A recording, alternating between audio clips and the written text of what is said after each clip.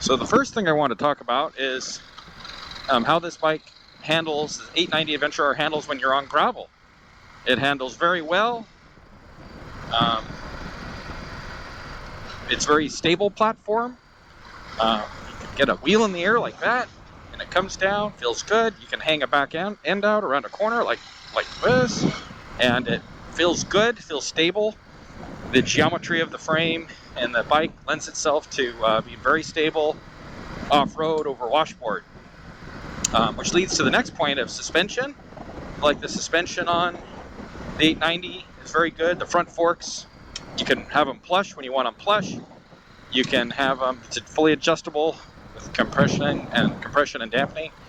I've never bottomed them out. I've hit some pretty good, some minor little jumps and things. Not like I'd hit on like a 450R motocross bike or anything, but I've hit some things that might bottom out certain adventure bikes, but never have bottomed out the forks on this bike. The rear suspension has been very good as well. On the 890, I can make it plush enough to where I'm happy driving along highway, or even most of what I do is gravel and off-road riding on gravel roads and things, and I've been very pleased with that.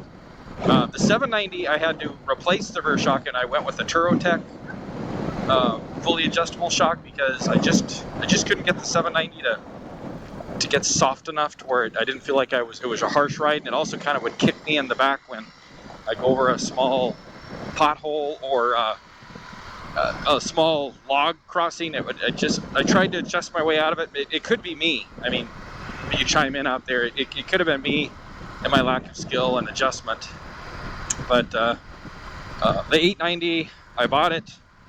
But again, the 790 with that Turotech shock did great. But the 890, I purchased it and was able to spend just some minor time with preload, and got that to where it's been a very plush ride off-road. So can't say enough good things about the suspension on this bike. So there's a couple of likes there. One is how it handles off-road. 2 would be suspension. Let's go with a couple of dislikes. I'll kind of mix and match, so I'm not saving one for the end. So I guess if I had a dislike, maybe it'd be this windshield here. I had to add this PUIG. I'm sure I just butchered the pronunciation on that, but wind visor screen kit, add-on clip-on windscreen kit. I think I got it from RevZilla, although it's probably offered in lots of places. If I had this windshield in its low position, I got quite a bit of buffeting mid helmet. Would get a little fatiguing. If I put it in the high position, it still would hit kind of my visor, a little bubble I'm in. If I put the wind clip in with the KTM in the highest position, now it's just clearing my visor now. I'm only 5'7", but I have a 30-inch inseam, so I have a kind of a abnormally long torso, I suppose, with short legs, and but if you're got a super long torso and you're tall, that may not work for you. This was my first step before I put the Adventure windshield on here. It'll bolt right on here. But before I did that, I wanted to try. I was using the traction control. Love that. I wanted to try this clip-on. So, what is a dislike can be flipped to a like with very little expense. Another dislike, but kind of a like, is these mirrors. They kind of look like Mickey Mouse ears to me in a way, but I've left them on because they work so well. They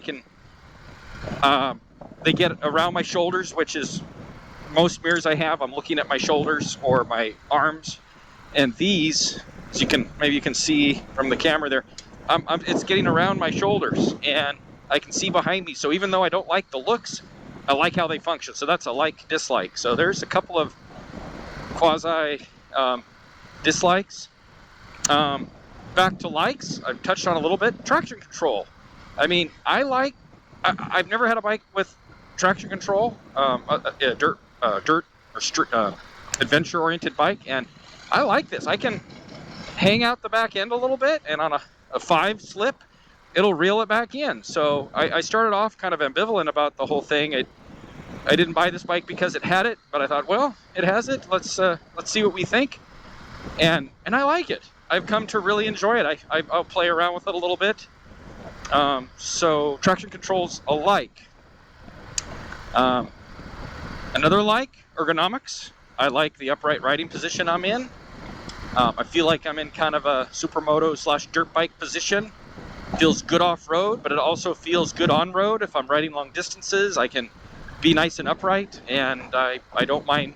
That's a great position to drive many miles in.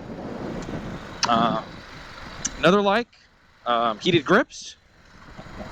This bike, didn't come with them, but they're something you can easily add, and you can activate them through the dash. See, there I am toggling through. I go to heated grips, and then I can adjust on the go from my toggle switch over here. So I like that. You can also operate the driver heated seat from that. So heated grips, heated seats alike. So there's a couple of likes. As you can see, easily finding likes on this bike. I'm searching to find dislikes. Maybe a dislike, would be the tank. I initially didn't like. I'll pull over here so you can get a look at it from the outside. Initially, I didn't like the tank on this bike. I wasn't sure about it.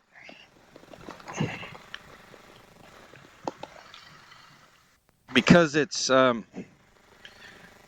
of bulbous a little bit, but quite frankly, it looks good. You get some different covers on it, or a skid plate. There's lots of aftermarket skid plates, and what started off is a little hard for me to tolerate, so we could say that's a dislike. Actually doesn't bother me so much anymore. So there's another dislike, that with a little bit of, some stickers, which, as we know, helps you go faster anyway. It's really not bad. Again, I'd still prefer traditional look, but this dislike is actually associated once again with the like. Well, what's that? Well, with this tank mounted low, this bike's very easy to tip in and out of corners. It's very likes to lean. It doesn't feel like the 400 and some change pound bike that it is. Until you stop and get on all but the tightest trails, it feels very flickable. If I'm moving, the bike feels light because that center of gravity is so low with the fuel tank. If you slow down, I'm talking really slow, then you'll feel the weight. But if I know I'm going to be going through tight trails, I'll probably take a different bike. And I've done tighter trails with this. It's just a little more work. But again, a dislike. The tank has softened since I've owned it. There's some stickers and some other things. It actually looks, I think, good. I don't mind it. It doesn't really stick out. But when it was all black and I didn't have these things here to break it up a little bit, it just seemed a little bit of a detraction. So there's a dislike, but again, associated with the like, and associated with the like of fuel range. I mean, I think I can get around 280 miles of fuel range out of this thing. So I mean, don't quote me on that, but somewhere around there. It has so much fuel, I've never... Okay, I really had to think hard to come up with another. I believe this is my fifth dislike, or close to it, which is the LCD screen. I love the looks of it. I love the function.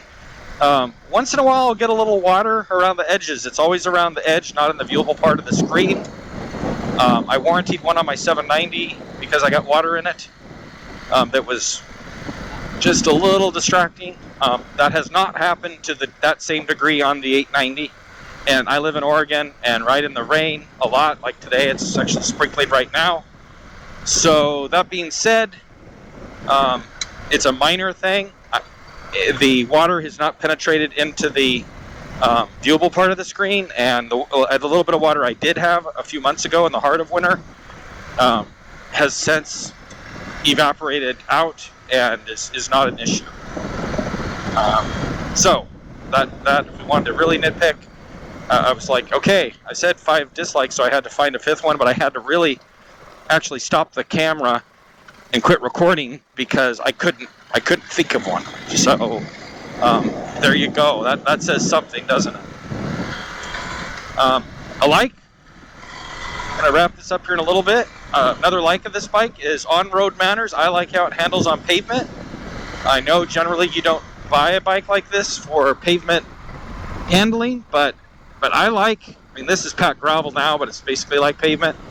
I get on pavement with this thing, and I just love to ride. I don't mind burning up an hour or two section on pavement. It's rare that I do that, but when I do, it doesn't bother me. I don't mind it. So there's another like is on-road characteristics. But like I was talking about before, you get this off-road on some loose gravel. I feel like that's when a KTM starts to shine, as some of its off-road roots start to come through. So there you have it. Some likes and dislikes. Okay, I did think of another dislike, which is a minor thing. And that is that you need to put this is a KTM power part, I believe, this little screen in here, or else this skid plate will catch rocks.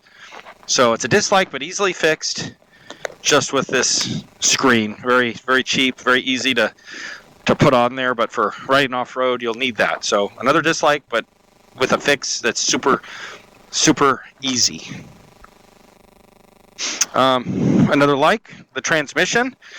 I haven't found false neutrals in between 4th and 5th and 5th and 6th like on some of the other bikes I've had. So that's, I guess, another like.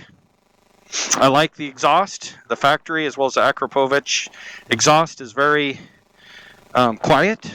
You can hear it, but it's quiet, so I don't draw undue attention to myself while I'm riding.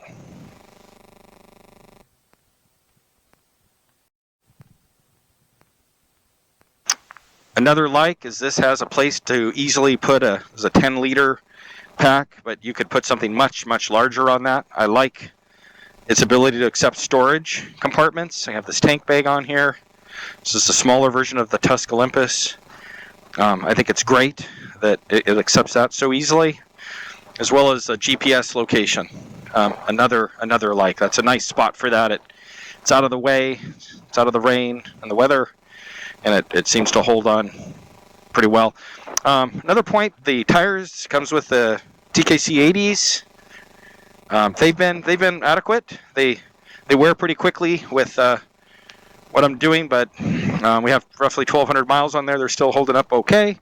But they're good. I was actually glad they were on there. They're a good compromise. So although I will probably be going with something maybe a tad more aggressive, or a different tire, I should say, Mitas EO 7 Pluses, or some Tractionators, Adventure tires, or something.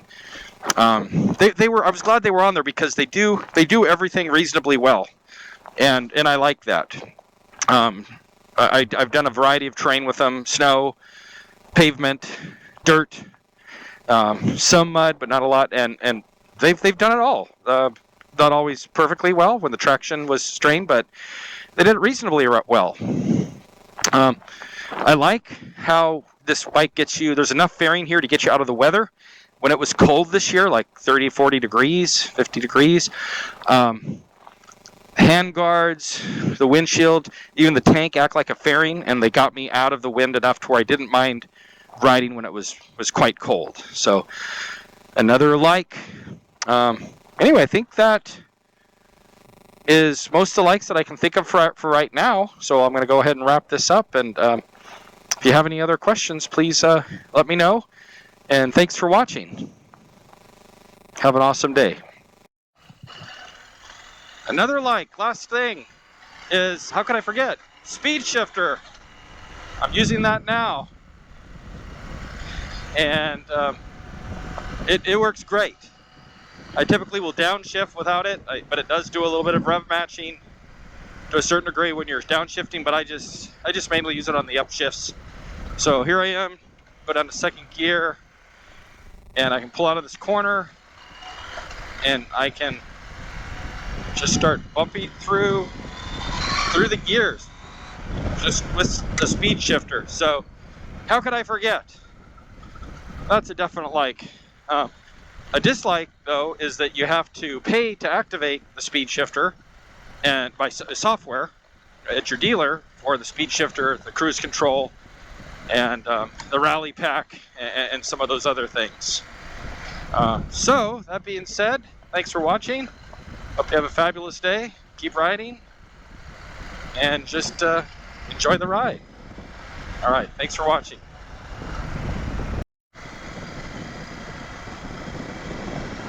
Okay, another like for the 890 is 6th gear. What do you mean 6th gear? Well, I've had lots of bikes where you get to 6th, 5th, or 6th gear, and you're kind of running out of your motors are still revving pretty good, even when you're in that last gear, whether it's 5th or 6th, you know, your overdrive gear. Well, the 890 is, I love the 6th gear. So you have a straight stretch, like, you know, the road opens up like right here, and you get going, and you flip it into 6th gear. There I am going 60 miles an hour, and I'm going like, you know, just under 4,000 RPM, maybe, I don't know what that is, 3,700, 38. I'm varying the speed, I'm on gravel, I'm sliding around a little bit, but anyway, it's great to slip a bike into a last gear and build a cruise at 60, 70, 75, whatever you need to do, and the motor isn't revving along. I like that. I don't like buzzing down the highway and feeling like I'm, you know, just kind of wringing the bike's neck a little bit. I never have really liked that feeling. So being able to put a bike in its overdrive and there's a lot of washboard. This bike just soaks that up. It's super loose, but the bike does great. But anyway, so we'll get it in 6th gear again, turn my blinker off, and here I am, 5th, and then you slip it into that overdrive, and it is just ready to ride. So I love that about this bike. 6th gear is a real plus.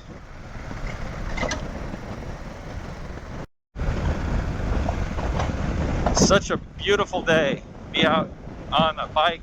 I mean, even though it's sprinkling a little, you gotta love how these adventure bikes get you out into nature, out enjoying life outside.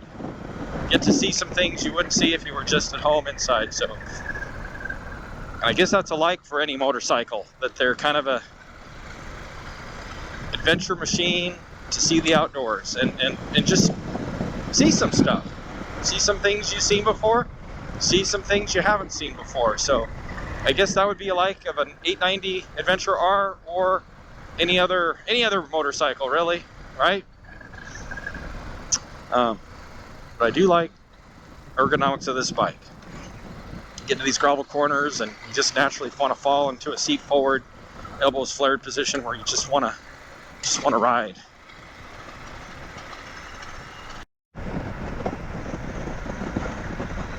Oh man, how could I forget? One of my favorite likes of 890, the power. We all like power, so you can be scooting along and you can just give this thing some throttle. Up the front wheel comes and you hit a little bump and it's got power. It's gravel. And this bike just wants to go. So that's just, who doesn't like power? And it's controllable power between the electronics or just driving skill. Because it's torquey, it's a very controllable power. You can drive this thing slow, or you can open it up and use the power, especially on pavement. I don't like a bike that's underpowered. You know, this bike, it's not underpowered at all. Just got a little jaunt to pavement there over a bridge. I goosed it, I was up to 60. And it's nice to have a bike that is not underpowered. And the power that this has is controllable. So that's another perk.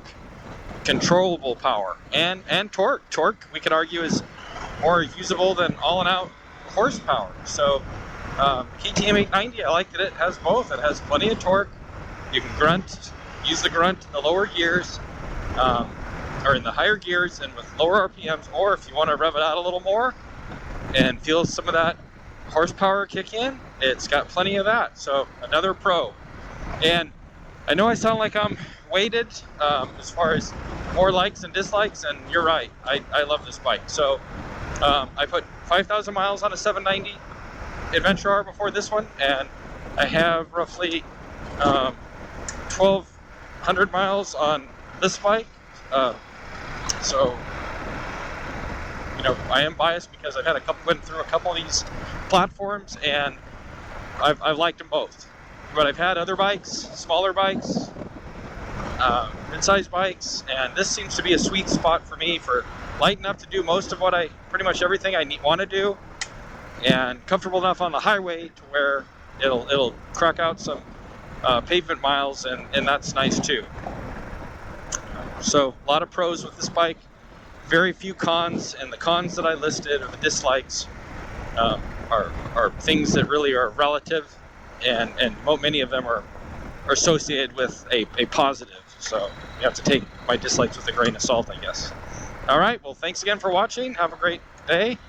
Please like and subscribe for more 890 content, as well as some off-road RZR content too, and side-by-side type content. All right, have a great day. Thanks again. Bye-bye.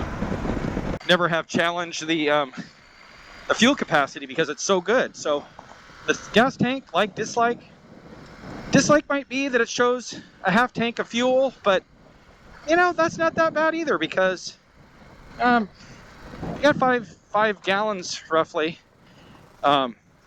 If I fill it up before each ride, I'm really always have enough fuel. The only time I could see is because the fuel range is so good on this bike, sometimes I have gotten sloppy and not fueled up before a ride, and then I'm like, oh shoot, I forgot to fill up, and then I see I'm a little below a half tank, and you know, had to make sure I found some fuel. But again, pros and cons. There's a couple more dislikes there. Another I like the front brakes. The back brakes are just adequate, not stellar, not bad. But the front brakes, compared to the 790, they improved that. And it has good modulation, firm feel. 790, it felt like it had to move a long ways and was kind of weak before it would really engage. This engages nice and strong. It has a good bite, initial bite, but you can also modulate it, and I like it. I don't have to move it a long ways to get it to bite. So that's a pro over the 790, and a pro for any bike. It's just a good thing. Another pro of this bike, or is torque. The 890, I mean, I can be down here at, let's see, 3,000 RPM, twist on the throttle, and this thing pulls. I mean, right there, even I kicked in the traction control because I broke loose the back wheel, and I really wasn't at very many RPM, like 3.5, 4 grand RPM. So the 790 liked to rev a little more, felt like a street bike motor, which I suppose in a sense it was. But again, I didn't mind the 790 because of that. It kind of revved up high, and that was fun. But this bike seems to find traction a little easier because of the torque. So the big pro I'm talking about here is the torque of the 890. A little more grunt down low, a little more rotating mass of the engine. The crank, it doesn't mind being lugged along. So let's see another dislike. Maybe the back brake. Again, like I touched on, it's a little weak. Again, it's not. Weak's the wrong word. It's just moderate. It's a adequate rear brake, but I mean, you have to use some, force to get it to work, and not an over amount of force. So unlike the front brakes, where I'm like, okay, these are great. The rear seems like it just needs me to give it a little more force to get it to do what I need it to do. But it's never distracting. I'm nitpicking on that. That's a nitpick. So I just didn't like it in reviews where they made something sound terrible because they're nitpicking something that isn't a problem. So it's not a problem, but if I'm trying to really nitpick here and come up with likes and dislikes, that would be something.